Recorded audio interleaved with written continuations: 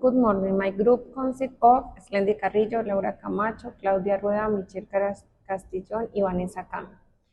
The article analyzes the concept of family stemming from a nursing and positive circulation perspective.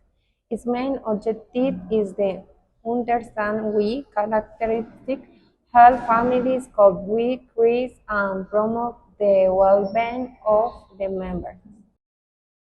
The authors identify three essential elements of family strength.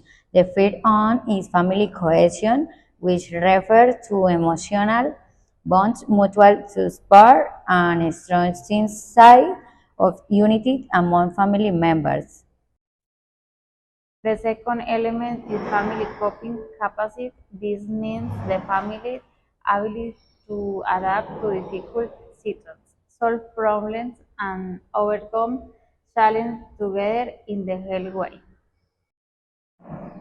The third element is family engagement, which involves the active participation of family members in decision making and in sharing responsibilities at home.